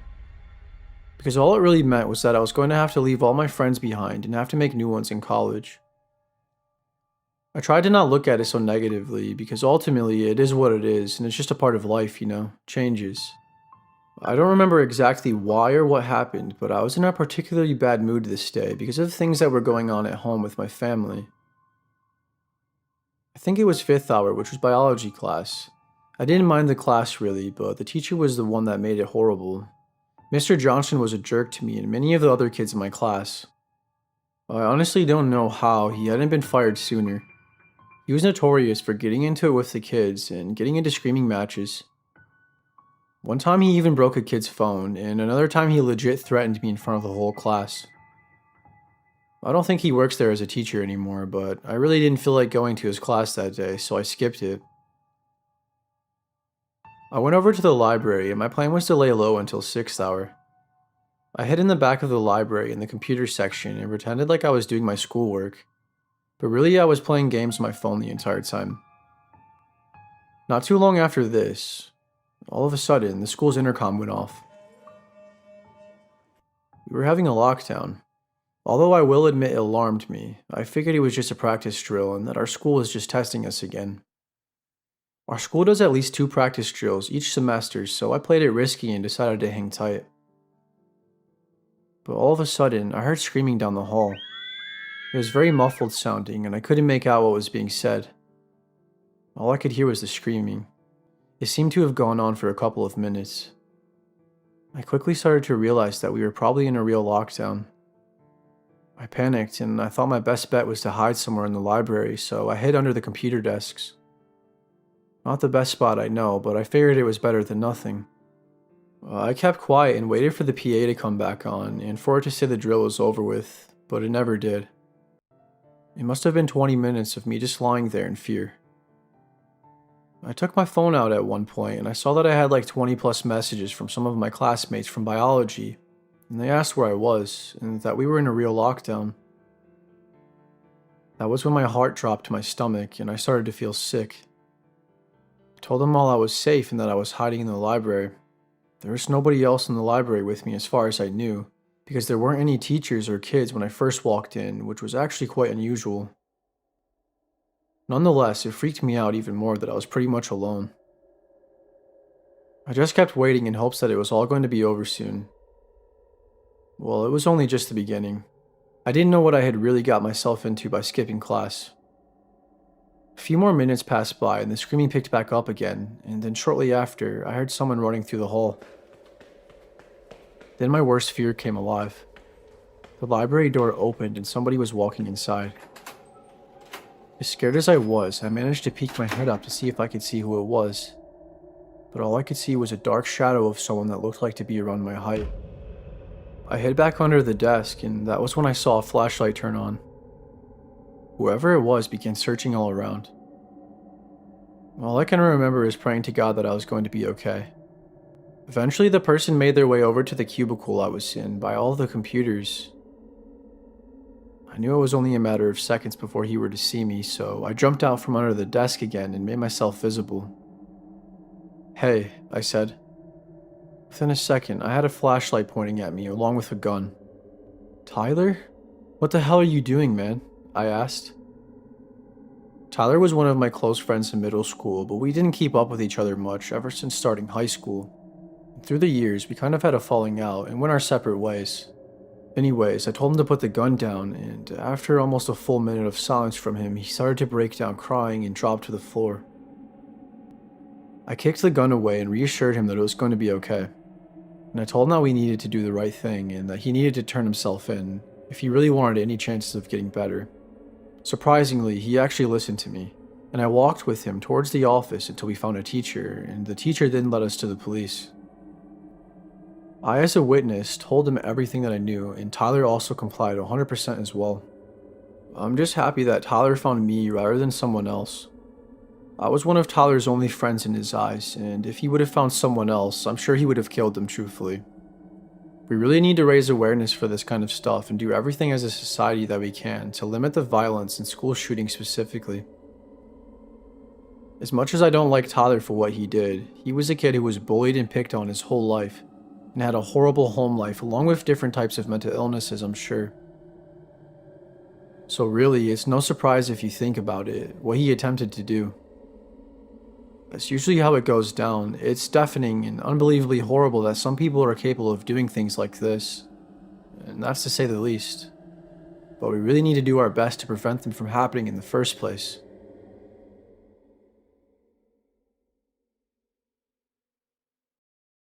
I'm a 20-year-old female, and I'm afraid of shadows. So afraid that I never look down while walking in dimly lit surroundings. I can't even stand my own shadow. Weird, right? But I wasn't always like this.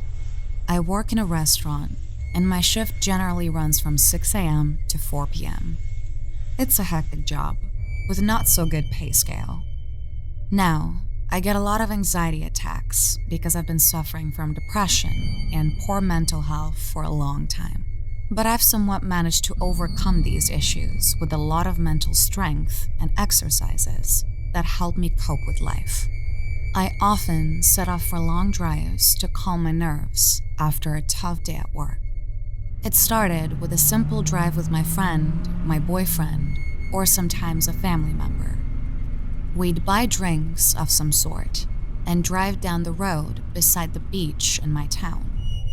One late afternoon, I got out of work and decided to go for a drive. I called everyone I knew, but no one was available to come with me, so I went on my own. I was having a panic attack after getting screamed at by a rude customer. I bought a couple of drinks and started to drive to a less traveled route, hoping there'd be less traffic on that site. I thought halfway to the ride, my mind would mellow down. I was chugging the juice too fast also, so after 10 minutes, I got the urge to pee. I tried to hold longer till I reached the town or found a fast food chain, but at some point, I was on the verge of losing control, so I had to pull over by a small car park. The car park's one way opened towards the sea, and the other way led to the thin cluster of palm trees scattered over. By this point, it was dark out, and the only lights provided were those pathetic streetlights that barely do much. Half of them were flickering, and the rest of them were broken. The trees were moving with the wind, and I went behind one of them to relieve myself. I was doing my business when I heard a noise behind me. I looked back and saw a moving shadow of some sort behind the tree that was closest to me. It was bobbing down and then up, repeating this before slowly moving to the next tree and doing the same. I quickly stood up, and this realization hit me. My car was at some distance, and the shadow was getting closer each second. I was watching the shadow like a timid rabbit, unsure what to think of it. I slowly started to walk back to my car when the street light hit the shadow. The first thing I noticed was a very scrawny and somewhat skeleton-like figure. Oh my God, is that a ghost? This is the first thought that came into my mind, but no. The owner of the shadow slowly peeked behind the third tree, and it was an old man. He had 3-4 hairs on his massive wrinkly head, and his eyes, damn, those creepy, wide eyes. His body wasn't in complete control, so he kept twitching every 5 seconds. He had no shirt on, and I could only see his upper body. His bony fingers had dirt-filled nails, as if he dug the ground every day. I could feel cold sweat rushing down my spine as he watched me and I watched him. We both weren't blinking since our eyes met. Suddenly, he smiled, and it was the worst smile anyone had ever given me. Most of his teeth have fallen out. The rest was dirty and had started to rot. The wind was so heavy that it brought the old man's foul odor to my nose. I kid you not, he smelled like a goat. A goat straight from Satan's firm. You could say that a sane person would have gotten out of there fast. But as I said above, I struggled with mental health and had been in the middle of an anxiety attack, so my brain took time to function under stress. I was not in the right mindset at all. Eventually, I broke free from the frozen state and ran to my car. When I closed the car door, I found the man still smiling at me. I could hear his low chuckle, like he was enjoying seeing me all freaked out. The fact that he didn't chase me messed up with my head even more. You wanna know why? 'Cause I figured out he was just there watching me doing my business. And I'm 200% sure that he had eyes on me the entire time I relieved myself. This scared the hell out of me, and I surely haven't gone for a drive on my own since.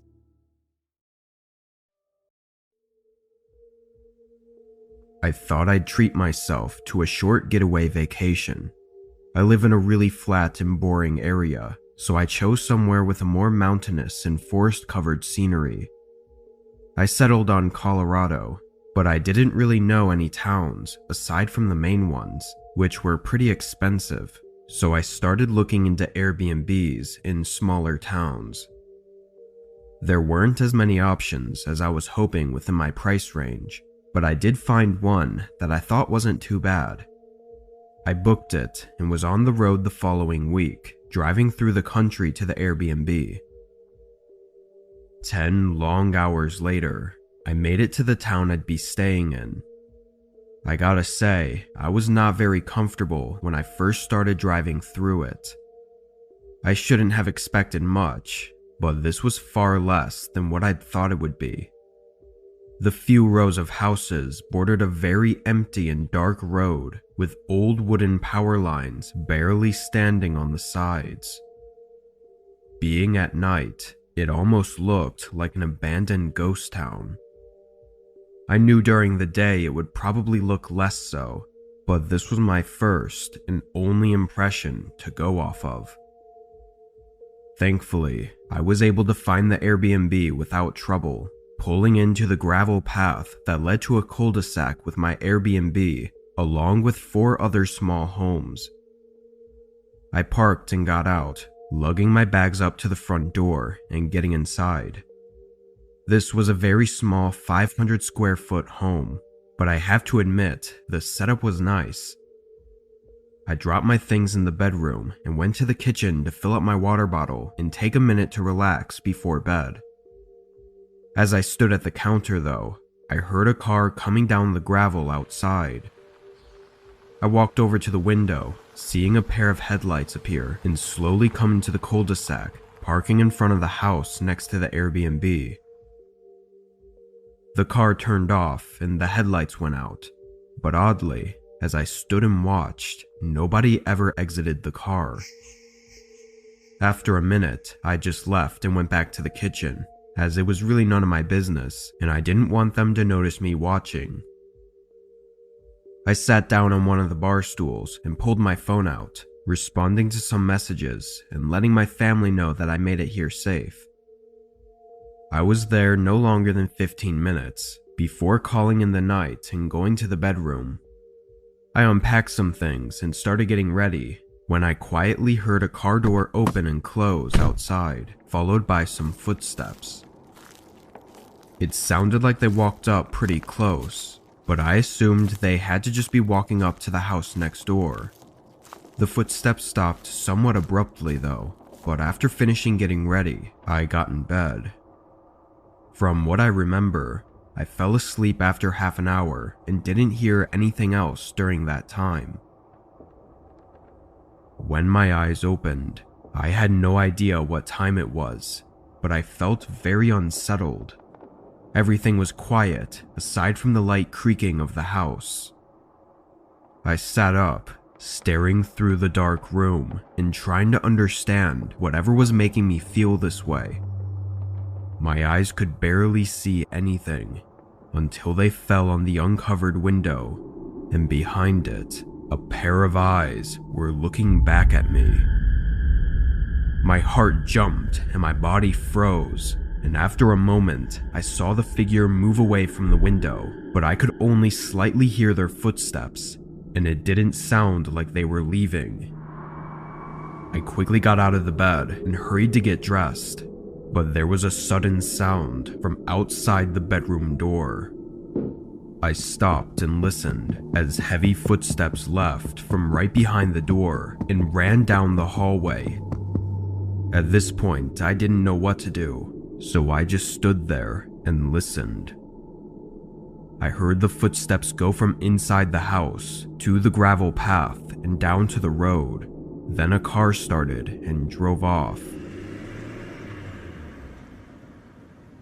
After some time passed, I carefully opened the door and walked down the hallway, seeing the front door wide open and hearing only the quietness of the night. I never heard the footsteps of the man by my window leaving, but from the looks of it, they were definitely gone. I did what I could, reporting it to a local police station 20 minutes away, but there was never any follow-up. Who they were, what they wanted, and why they broke in, I didn't stay to find out.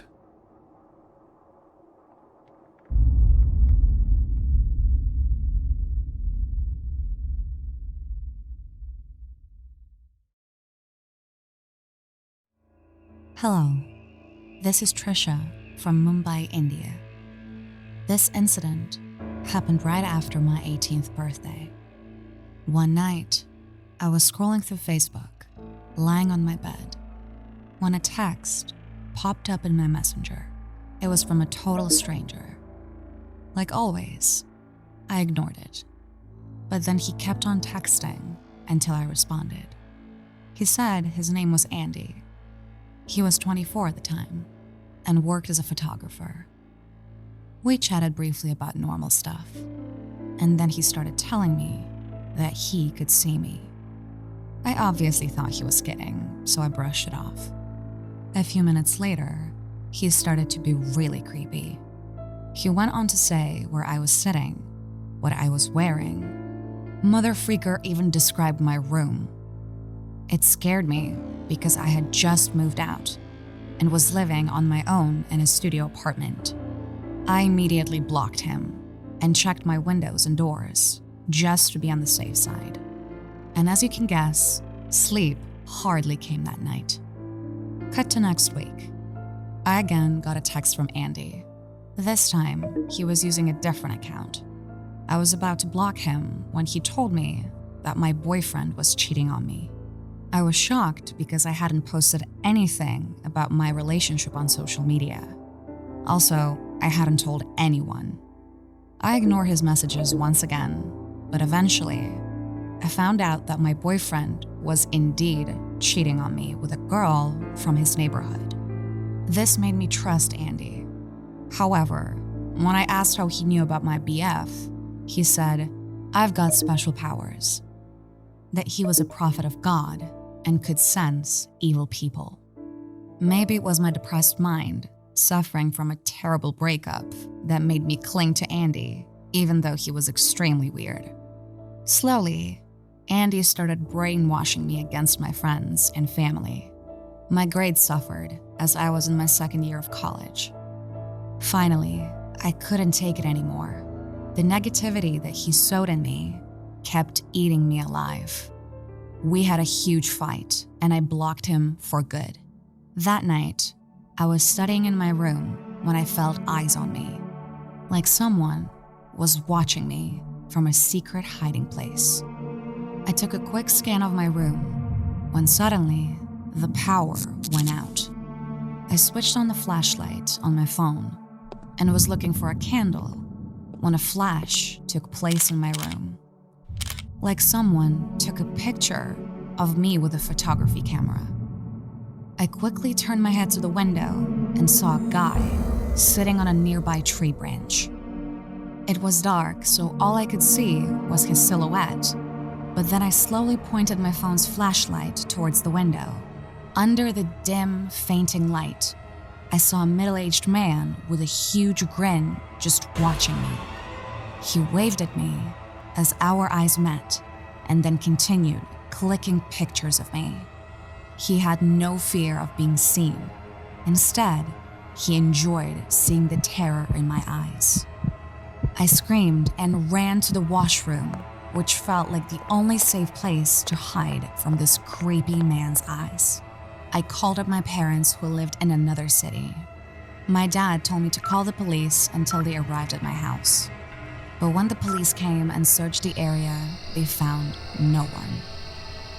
My landlord also reported to the cops that someone broke into the electric shaft of the building and messed up the wires, resulting in a power cut. I started getting random texts from numbers, and I was sure that they were from Andy, or whatever his real name was.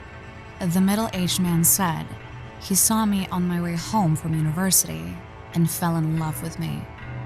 He even asked me to marry. My depression worsened by then, so I went to live with my parents. My dad filed an FIR against this man, but due to his fake profiles and not enough info, the police couldn't track him down. I deactivated my social media accounts and also changed my number to make sure he didn't find me ever again. I didn't see him after that, and I somehow finished college staying at my aunt's place. I almost forgot about these, but then one day, I repawned my old Facebook account. 10 to 15 texts popped up in my messenger from different accounts. I quickly blocked all of them, and while doing this, I also ended up reading them as well. Most of them were about how much the man misses me and loves me, but there was this one last text that he sent that still gives me goosebumps when I think about it. It read, "Roses are red, violets are blue. If you ever feel alone, I am always watching you."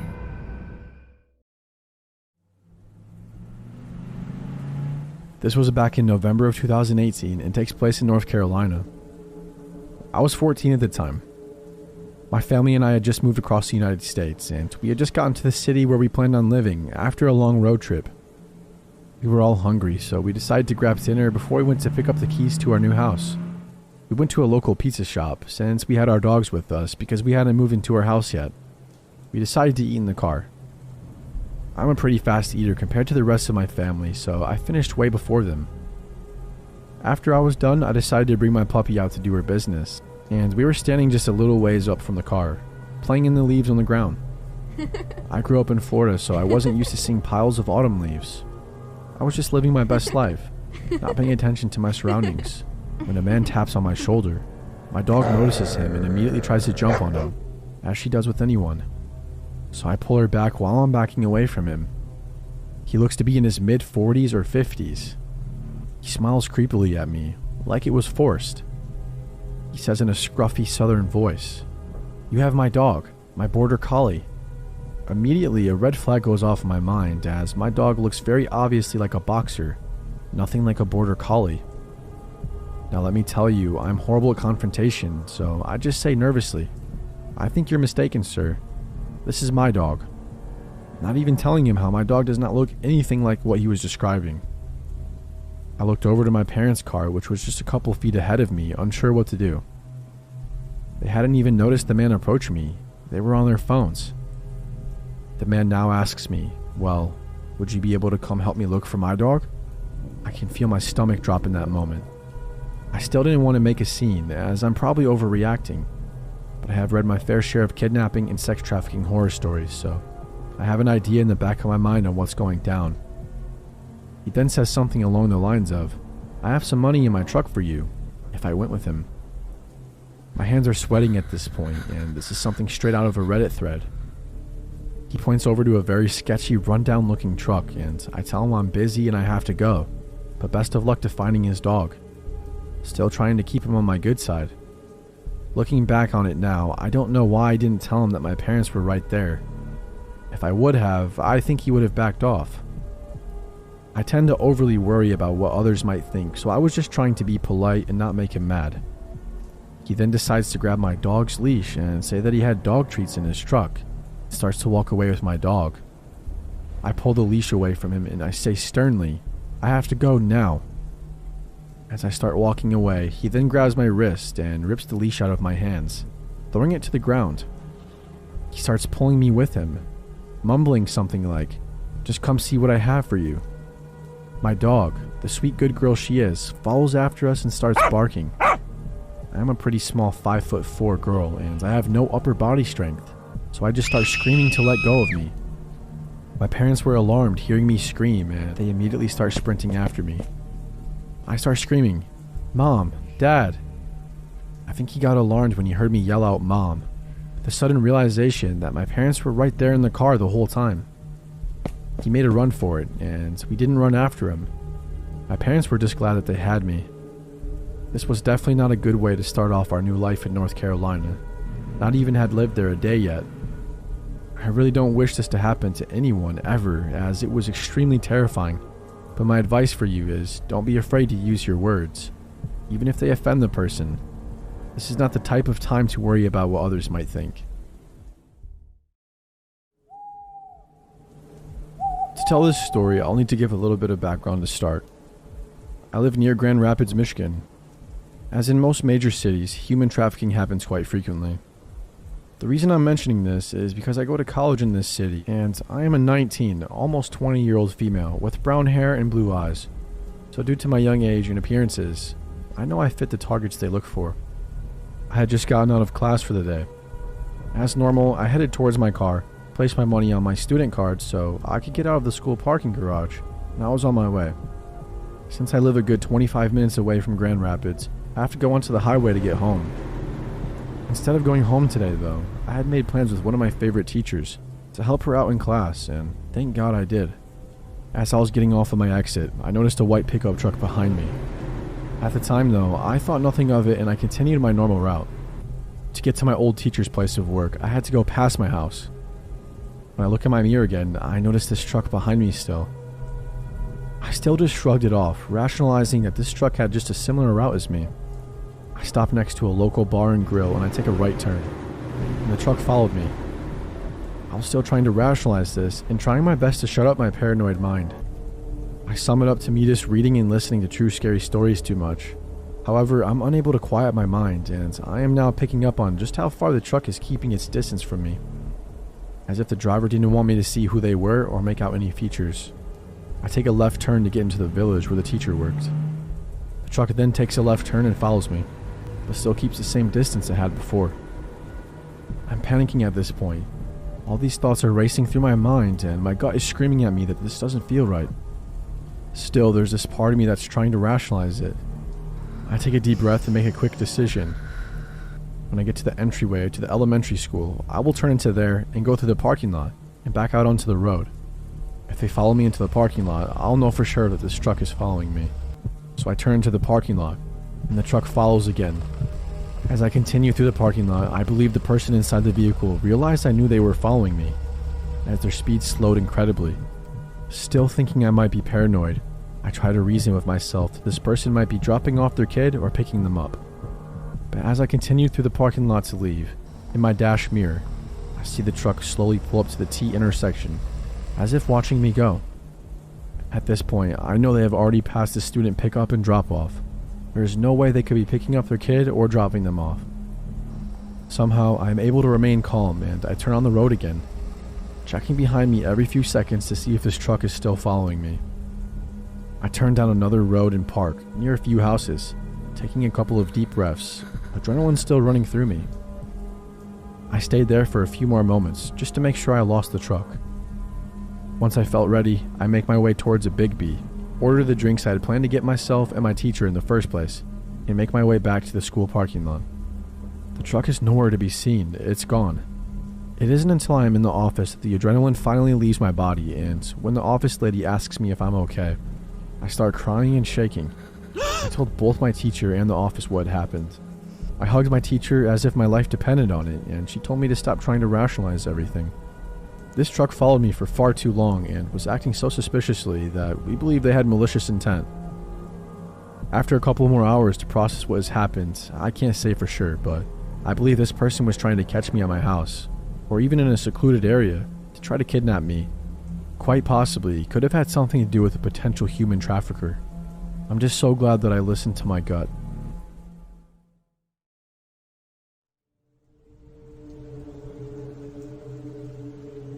So when I was a kid, maybe 6 or 7, this was the mid-1990s, we took a family trip to the beach in Florida. We were staying in a beach house, a short walking distance from the beach. We went to the beach and I was supposed to stay inside of my mom, but I wandered way down and before I knew it, I was lost. A lot of these houses looked the exact same and I wasn't sure which one was ours, plus I couldn't see my mom anywhere. And then it started to rain. I came to a path that I was pretty sure led back to our house. Only it didn't lead to a house at all, but instead to a parking lot. There was a big dirty van parked there. It was the only vehicle around. I was about to turn back when I noticed an overweight woman with brown hair, a hot pink tank top, and those big clunky thick glasses that were popular in the 80s, waving and smiling at me from the passenger seat of the van. She said something like, "Oh my, it's raining. Where's your mommy? Let us take you to her. It's way too dangerous to be out here in the rain. You could even get struck by lightning." She was very friendly, almost overly so. In the driver's seat was an overweight man without a shirt on, a hairy gray chest, and some clunky looking gold chain. He was wearing yellow tinted Elvis shades and staring at me intently. He was also smoking a cigarette, which I knew was bad. The woman stepped out of the van and kneeled down to me, and she asked how old I was. When I told her, she gleefully remarked, "Oh my, we have 2 boys your age at our house. You should come over and spend the night. We've got movies, Nintendo, and in the morning we've got all types of cereal." I had been taught all about stranger danger, but at this point in my life, no adult had ever given me a reason not to trust them. The lady continued talking about stuff like how the boys have go-karts and they like to drink chocolate milk. She made it seem very enticing for a 7-year-old kid, and at this point I trusted her. I mostly liked the idea of getting to play with some kids my age. Then I remembered that I needed to ask my mom first. I told her this, but she told me that it was no problem and that they just live up the road, and that my mom wouldn't mind. It started raining harder and she opened the sliding door of the van and said something like, "Now let's get you out of this rain and go find your mom." I knew logically that I shouldn't do this, but the lady seemed really nice, and I was desperately wanting to get out of the rain. As I walked toward the open door of the van, I noticed an awful stench that almost made me gag. This set off alarm bells in my head that something wasn't right. There were cigarette butts all over the floor. I looked up at the fat man, who was not only staring at me with this menacing glare, but he had this real creepy toothy smile, and his teeth were stained a dark yellow. I could pick up on a very screwed up vibe from him. I knew now that I should run, but the woman was ushering me to hurry up and get in. Her demeanor had changed. She was demanding and trying to literally push me into the van. She sounded angry and said, "Get in already," in a tone that was completely opposite of how she sounded before. I jumped to the side and I started running as fast as I could. The woman managed to grab my arm or wrist, but somehow I was able to quickly break free and run back to the beach. I think she tried to chase me, but like I said, she was very overweight. I made it back to my mom, who was freaking out.